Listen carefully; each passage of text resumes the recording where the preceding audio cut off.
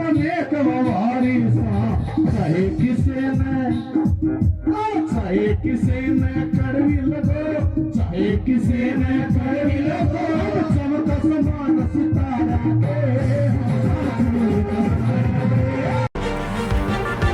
JCN news के सभी दर्शकों को नमस्कार। हरियाणा के हिसार में आज एक बहुत बड़ा सम्मेलन हुआ, चमार महासम्मेलन। हरियाणा के कोने कोने से लोग यहां पर पहुंचे।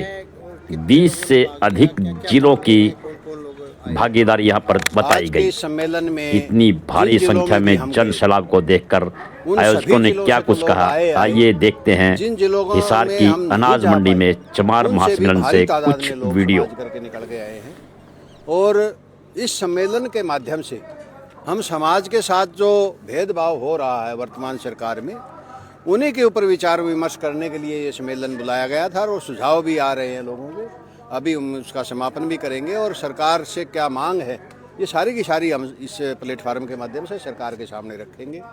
ये सम्मेलन बहुत ऐतिहासिक सम्मेलन है, क्योंकि हमें उम्मीद थी कि 12-13 ही जिले शामिल होंगे, परंतु एक नूर जिले को छोड़ करके सभी जिलों के लोग, पंचकुला से लेकर के और कालका तक के लोग भी इस सम्मेलन में आए हुए हैं। तो सभी जिलों का प्रतिनिधित्व आज के इस सम्मेलन में है और हम इसके लिए अपने समाज की संस्थाओं का, जिन्होंने इसमें पार्टिसिपेट किया, सबका धन्यवाद करते हैं, अभिनंदन। क्या क्या मांगे हैं सर आपकी? मांगे इसमें सबसे पहले तो जो सरकार ने 1 अगस्त 2024 को जो सुप्रीम कोर्ट का फैसला आया, फैसला नहीं कहेंगे हम, वो एक दिशा निर्देश सुप्रीम कोर्ट ने जारी किया था कि अगर राज्य सरकार चाहे तो कर सकती है, परंतु वो तब कर सकती है जब उसके पास प्रॉपर डाटा हो, सर्वे करवाया जाए, किस जाति का कितना रिप्रेजेंटेशन है सरकारी सर्विसेज में, इसका आंकड़ा सरकार इनके पास होना चाहिए और सरकार, ये राज्य सरकार ये महसूस करे कि इनका रिप्रेजेंटेशन सरकारी सर्विसेज में नहीं है,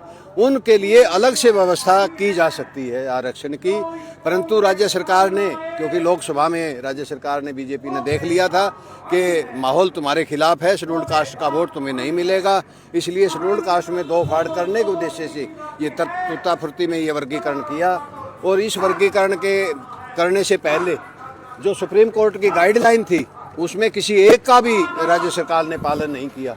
और उसमें सबसे जो महत्वपूर्ण गाइडलाइन थी सुप्रीम कोर्ट के फैसले में, 1 अगस्त के फैसले में, वो ये थी कि कोई भी राज्य सरकार सिर्फ राजनीतिक फायदा उठाने के लिए वर्गीकरण नहीं कर सकती। और हरियाणा के अंदर क्या हुआ है कि हरियाणा के विधानसभा का चुनाव डिक्लेयर हो चुका था 17 तारीख को, और 18 तारीख को कैबिनेट मीटिंग बुलाई जाती है नायब श्रेणी की, और उसमें कहा कि अगर हमारी सरकार आई तो हम वर्गीकरण लागू करेंगे। ये टोटली का टोटली राजनीतिक फैसला था, अपना चुनाव में फायदा देने के लिए सरकार ने ये किया।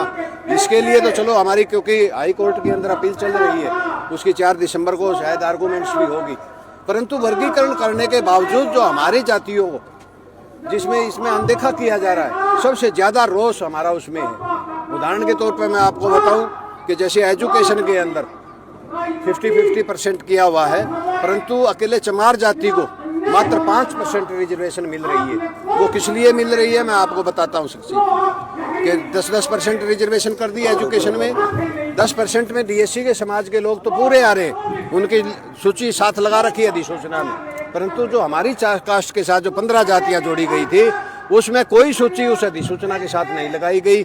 और उसका नुकसान हमें ये हुआ कि हमारी जाति के लिए जो 10% आरक्षण था, उसमें DSC समाज के लोग भी बराबर एडमिशन लेते रहे।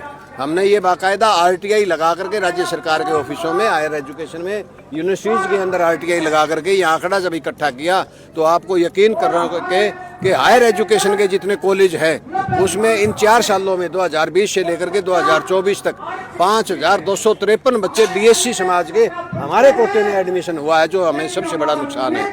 इसी तरह से जो रिक्रूटमेंट में सरकार ने 13 नवंबर को जारी की, उसमें सिंगल पोस्ट जो है वो DSC समाज को दी है। अब DSC समाज का जो आदमी सिंगल पोस्ट पे लगेगा, वो 35 साल, 36 साल, 40 साल नौकरी करेगा। इसका मतलब ये है कि हमारी जात समाज को जो रिजर्वेशन दी 10%, हमारा आदमी तो 40 साल बाद लगेगा उस पोस्ट पे। हम ये कह रहे हैं कि जो सिंगल पोस्ट है वो जनरल शेड्यूल्ड कास्ट के लिए एडवर्टाइजमेंट होनी चाहिए। अगर मेरिट डीएससी के बच्चे की बनती है, क्वालिफाइड डीएससी का बच्चा करता है तो उसकी सिलेक्शन करो, नहीं तो हमारी सिलेक्शन करो। परंतु राज्य सरकार ने इस एडवर्टाइजमेंट के अंदर भी हमारी उपेक्षा करने में कोई कसर नहीं छोड़ रखी। उसका उदाहरण मैं देता हूँ। 5 पोस्टें एडवर्टाइजमेंट होती है, 3 डीएससी को देते हैं, 2 हमारे को देते हैं। 7 पोस्टें एडवर्टाइजमेंट करते हैं, 4 उनको देते हैं, 3 हमारे को देते हैं। सिंगल करते हैं वो उनको देते हैं। मतलब राज्य सरकार ने तो कसम खा रखी है कि चमारों की हमने जमीन खोदनी है, जमीन खोदने में वो लगे हुए। इसी बात का हमारे समाज के अंदर जबरदस्त रोष था और ये आज इकट्ठ जो हुआ है उसी रोष का परिणाम है कि आज हम राज्य सरकार को ललकारेंगे कि ये भेदभाव की नीति या तो बंद कर दी जाए, नहीं तो यह समाज जो है आगे इस चीज को सहन नहीं करेगा। किस तरह के आगे की रणनीति रहने वाली? आगे हमें क्योंकि हमारी अभी चल रहा है, सम्मेलन चल रहा है, लोगों के सुझाव आ रहे हैं और सुझाव आने के बाद में अंत में हम इसका जो संक्षिप्त जो है वो हम अंतिम में बता देंगे कि क्या करना है। उससे पहले तो हमारी क्योंकि 14-15 डिमांड है, हमने उस पर सरकार को टाइम देना है। सरकार से मिलने का टाइम भी हमने मांगना है। मिल करके वो सरकार को हम ज्ञापन भी देंगे और उस पर बहस भी करेंगे कि ये मुद्दे हैं, ये सार्वजनिक, कई तो सार्वजनिक भी है, उसमें डीएससी ओएससी का कोई मामला नहीं है। वो ये है कि जैसे 72 पोस्टें खाली पड़ी है बैकलॉग की, राज्य सरकार क्यों नहीं भर रही? किसी भी सरकार ने बैकलॉग भरने के लिए कोई पहल नहीं करी। नॉट फाउंड सूटेबल, क्या मतलब है नॉट फाउंड सूटेबल का? क्या हमारे बच्चे योग्य नहीं है? क्या हमारे बच्चे टेस्टों में पास नहीं हो रहे हैं? परंतु जानबूझ करके एनएफएस का हथियार लगा करके हमारे बच्चों की उपेक्षा की जा रही है। 15% था वो तो चाहिए था, कोई नहीं, क्यों रिजर्वेशन था कि प्राइवेट खर्च कर रहे हैं। हम लोगों को संघर्ष इस बात का करना है कि ये प्राइवेटाइजेशन बंद करें, हमारी आबादी के हिसाब से हमें आरक्षण दें। दूसरी बात, ये जो आज जो सभा हो रही है, इसी प्रकार की सभा हमारे जैसे बताया था दिल्ली में हुई थी, उसके मेन कार्यकर्ता भी अस्पताल आई थे और इतनी बड़ी भीड़ आई थी। आज भी उन्हीं के प्रयासों से इतनी बड़ी ये आई, तो मैं धन्यवाद देता हूँ। एक छोटी सी बात बीच में बहन जी ने कर दी थी, भाई हमें दलित कह के पुकारा जाता है। दलित का मायना तो मेरे से ज्यादा आप सब जानते हैं। दलित का मतलब गिरा हुआ होता है, हम गिरे हुए तो नहीं है। इस गिरे हुए शब्द को खत्म करवाया जाए। हम इसकी जगह बाबा साहब ने हमें अनुसूचित जाति कह के शेड्यूल कास्ट कह के बनाया हुआ, क्या वो बना दें? लेकिन हमारा गिराया हुआ शब्द हम खत्म करवा दें। कहने को बहुत कुछ था, संदेश पहले आ गया है, इसलिए मैं आप सबसे हाथ जोड़कर प्रणाम करता हूँ। जय हिंद, नमस्कार। धन्यवाद, बहुत बहुत धन्यवाद हरि सिंह बड़कोदिया जी। अगले वक्ता के रूप में मैं आमंत्रित करता हूँ श्री धर्मवीर जी झज्जर से, वो आए और अपना संबोधन रखें। इनके बाद बलराज सबरवाल गुड़गांव। ऐसे रिक्वेस्ट करूंगा कि थोड़े शब्दों में अपनी बात करें आप, क्योंकि इसके अंदर कोई संस्कृति नहीं होगी। अब अपना हम सुझाव लेंगे लोगों में, क्या सुझाव लेके आए हैं, क्या मन बना करके आए हैं, क्या हमें वो शिक्षा देना चाहते हैं, क्या हमें संदेश देना चाहते हैं। तो डॉक्टर अनिल मेहरा जी के बाद में मास्टर सुखदेव भूकल जी जो भूना से हैं, मास्टर सुखदेव उत्तम तैयार रहे, और उसके बाद राजेश पेटवाड़ जी जो टोहाना से आए हैं, ये भी साथी तैयार रहे। सबसे पहले डॉक्टर अनिल मेहरा जी।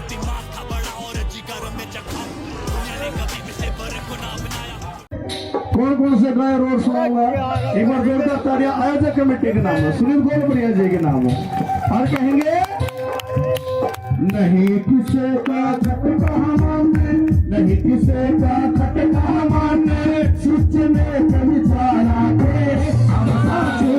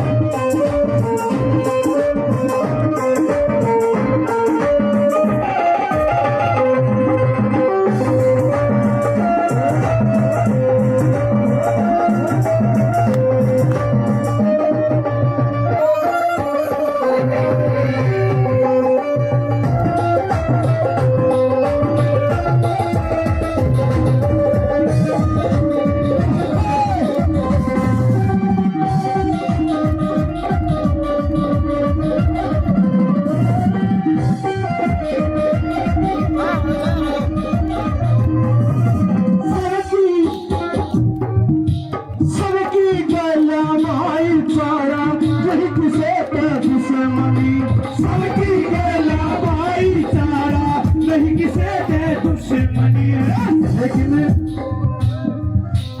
ऊंच नीच की बात कर जो उसकी गल न करे बड़ी, ऊंच नीच की बात कर जो उसकी गल नहीं बड़ी, उनकी खातर राखासा, उनकी खातर राखासा, शोखी हम हथियारा पे छोड़ चढ़ा के, नहीं किसी बात के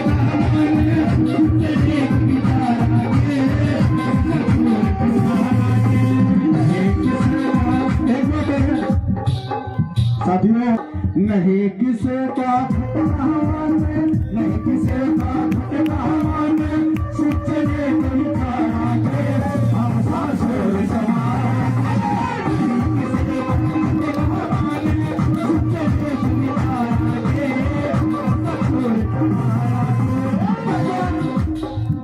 नशा हम करते तो ना रहते बड़ी मस्ती में,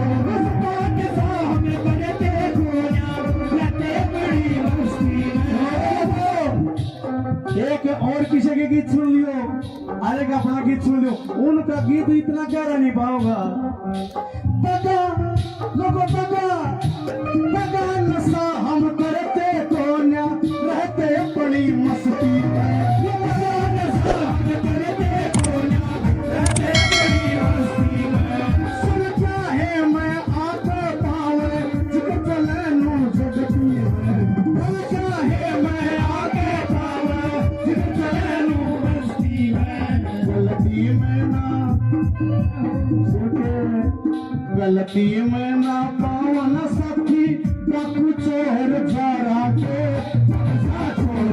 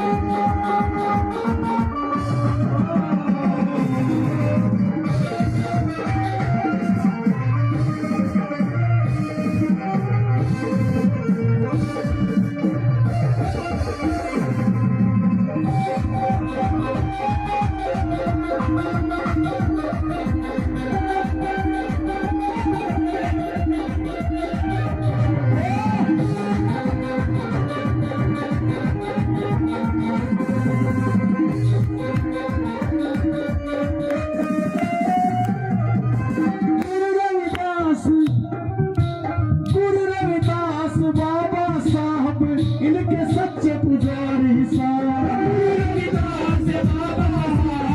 इनके सच्चे पुजारी सारा, परवीन बरसी यारा कहरा हमको नेक व्यवहारी सा, चाहे किसे में कड़वी लगो, चाहे किसे में कड़वी लगो, सबका समान सितारा के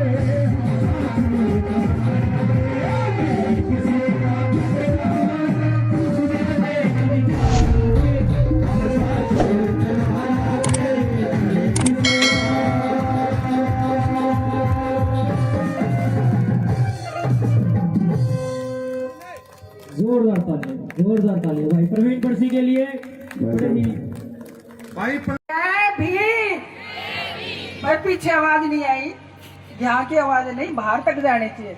जय भीम, लास्ट तक लास्ट वाली रो अभी। वतन वतन मेरे आबाद रहे तू, वतन वतन मेरे आबाद रहे तू, मैं जहाँ रहूं जहाँ में याद रहे तू, मैं जहाँ रहूं जहाँ में याद रहे तू, ए वतन मेरे वतन, ए वतन मेरे वतन। जय भीम भाई। आप चमार महासम्मेलन में पहुंचे हैं जी, आप क्या कहेंगे सम्मेलन के बारे में? सम्मेलन अच्छा प्रयास है और बहुत बड़ी संख्या में लोग पूरे हरियाणा से आए हैं और बहुत अच्छा प्रयास किया है चालिया साहब की और उनकी सारी टीम ने जो है। तो इस तरह के सम्मेलन होने चाहिए क्योंकि इकट्ठे होंगे तो कुछ अच्छी बातें सुनेंगे और जो प्रबुद्ध लोग हैं वो भी इकट्ठे होंगे, उनके मन की बात भी आएगी, आपस में एक दूसरे से मिलना भी होगा। तो इस तरह के सम्मेलनों की बहुत ज़रूरत है और इसके बाद में बुद्धिजीवियों के सम्मेलन भी होने चाहिए कि जो यहाँ की जो समस्याएं हैं ये क्यों हो रही हैं, कौन कर रहा है, उसका क्या इलाज है, उसके क्या व्यवस्था बननी चाहिए, क्या तरीके होने चाहिए, उसके ऊपर भी विचार करके जो समस्याएं हमारी हैं उसको पहले तो हमें ही उठाना होगा। दूसरे लोग और सरकारों से तो हम तब बात करेंगे जब हम पहले उसके बारे में खुद इन्वॉल्व होंगे, खुद उस पर चिंतन करेंगे, खुद मिलजुल करके उसकी मांग करेंगे। जो हम कर सकते हैं वो हम खुद करेंगे, सरकार से नहीं मांगेंगे। हम अगर अपने बच्चों को हम खुद पढ़ा सकते हैं हम खुद भी पढ़ाएंगे। हर चीज़ सरकार पे नहीं डालने की कोशिश करेंगे। जो नहीं है, जो सरकार दे सकती है उससे सरकार से भी मांगेंगे। सीजीआई के मामले में आप क्या कहेंगे? ये देखिए, ये तो देश के अंदर क्या होने लगा, ये मानसिकताएं जो है ना, ये क्या कभी बदलेंगी? नहीं, ऐसा होता है, ये बदलेंगी, ऐसा नहीं कि बिल्कुल नहीं बदलेंगी, पर ये बीच बीच में ये चीज़ें चलती रहेंगी क्योंकि यहाँ पे भारतवर्ष एक घालमेल है। इसमें जब साइंस की तरफ की चीज़ चलती है, न्याय की चीज़ें चलती हैं, तो साथ साथ में न्याय की चीज़ों के भी यहाँ पे व्यवस्थाएं बनी हुई हैं, उसके भी संस्थान बने हुए हैं, उसके भी लोग बने हुए हैं, उसके भी एक संगठन बने हुए हैं। तो ऐसे लोग अपना कुछ ना कुछ करते रहेंगे क्योंकि उनका जीवन इसी पे चलता है, उनकी पावर उसी चीज़ पे होती है। तो ये चीज़ होंगी, लेकिन ये होगा कि जब हम मजबूत हो जाएंगे, जैसे जैसे हम जागृत हो रहे होंगे, जैसे अब धीरे धीरे करके गाँव तक में भी जागृति आ रही है चीज़ों की, तो बहुत सारे लोग, सारे लोगों की सच्चाइयाँ, बाबाओं की सच्चाई जान गए हैं, मंदिरों की सच्चाई जान गए हैं, संस्थाओं की सच्चाई जान गए हैं।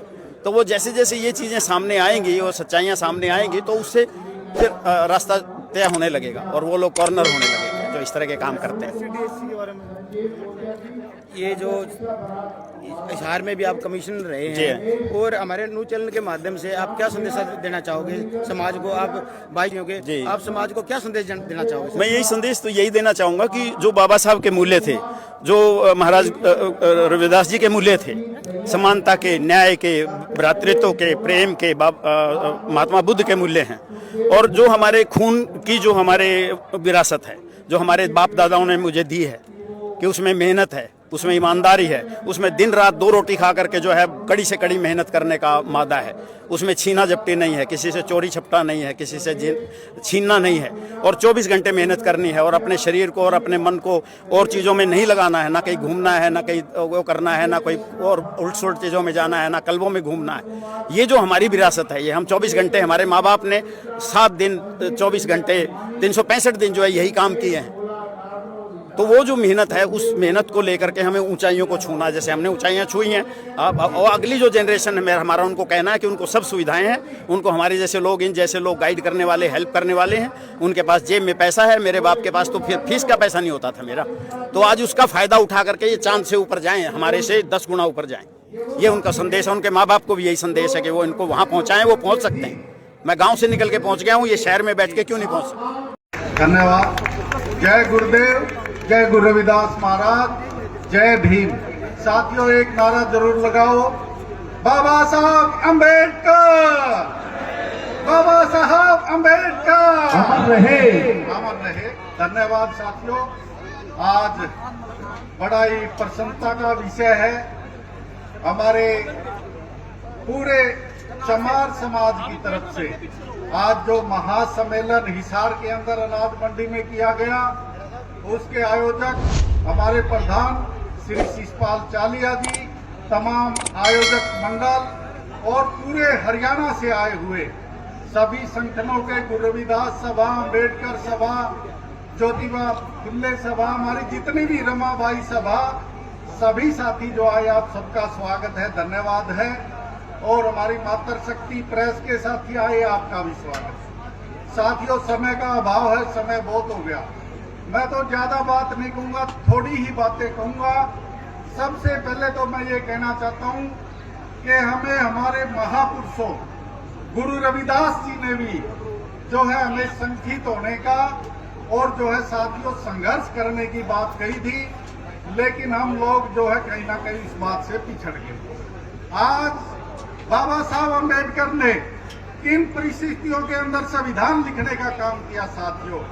आज सत्तारूढ़ ताकते, कभी इनके मंत्री, कभी हमारे प्रदेश के मंत्री, कभी केंद्र के मंत्री संसद में खड़े होकर बाबा साहब अम्बेडकर का अपमान करते साथियों।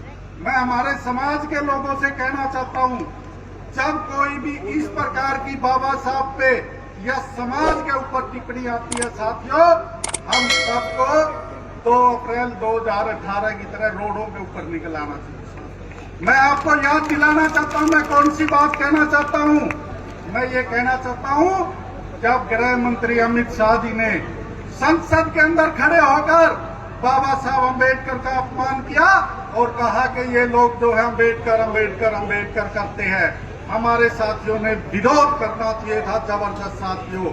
और उसी कड़ी को दोहराते हुए साथियों, आज मनोहर लाल खट्टर ने, जो केंद्रीय मंत्री है, उसने भी साथियों बाबा साहब अम्बेडकर के बारे में टिप्पणी कर दी कि बाबा साहब अम्बेडकर ने संविधान ही नहीं लिखा। साथियों, ऐसे लोगों के खिलाफ सड़कों पर उतरो। और साथियों, मैं सारे वक्ता अपनी अपनी बात कहते हैं। शिक्षा की बात, हमारे एसएमसी कमेटियां बनी हुई है स्कूलों के अंदर, कॉलेजों के अंदर फीस बढ़ा दी। साथियों, मैंने हिसार की एक डीओ मैडम थी साथियों, उसने 2022-23 की जो शेड्यूल कास्ट के बच्चों को साइकिल मिलती है, स्कॉलरशिप मिलती है, उसका मेला नहीं लगाया। मैंने विधानसभा के अंदर आवाज उठाई और हिसार से उस मैडम को बदलवाने का काम किया। हमारे एचएम के अंदर बीसी ने शेड्यूल कास्ट के बच्चों की फीस बढ़ाने का काम किया। मैंने विधानसभा के अंदर बीसी के खिलाफ आवाज उठाने का काम किया साथियों, और उस बीसी के खिलाफ सरकार ने कार्रवाई तो नहीं की, परंतु हमारे स्टूडेंटों की बात मानने का काम जरूर किया साथियों। एक साथियों, जो समाज को बांटने की बात है, वर्गीकरण की बात है साथियों, जो लोग समाज को बांटना चाहते हैं, बाबा साहब अम्बेडकर ने आपको 3 मूल मंत्र दिए। मैं ज्यादा समय नहीं लूंगा राजकुमार जी। बाबा साहब ने कहा शिक्षित बनो। आप सब शिक्षित है या कोई अशिक्षित नहीं जो साथियों यहाँ बैठा है। दूसरा, बाबा साहब ने कहा संगठित रहो। परंतु जो सत्तासीन सत्तारूढ़ पार्टियां हैं, जो दल है, वो हमारे संगठन को दो फाड़ करना चाहते हैं, उसको अलग भिन्न भिन्न वर्गों के अंदर बांटना चाहते हैं। बाबा साहब के मूल मंत्र संगठित रहो को हमें भिन्न नहीं होने देना, छिन्न भिन्न नहीं होने देना। अगला हमारा मूल मंत्र है संघर्ष का। बाबा साहब ने कहा संघर्ष करो। अगर हम एकजुट होकर कोई भी लड़ाई लड़ेंगे तो साथियों हमारा आंदोलन विफल नहीं होगा। साथियों, बहुत बहुत धन्यवाद, आप सबने मुझे मौका दिया। और एक बात और मैं विश्वास दिलाना चाहता हूं पूरे रविदासिया समाज को। साथियों, जो भी आप मेरी ड्यूटी लगाओगे, आपने मुझे बाबा साहब अम्बेडकर द्वारा दिए गए संविधान के प्रारूप के अनुसार विधायक बनाकर विधानसभा भेजा।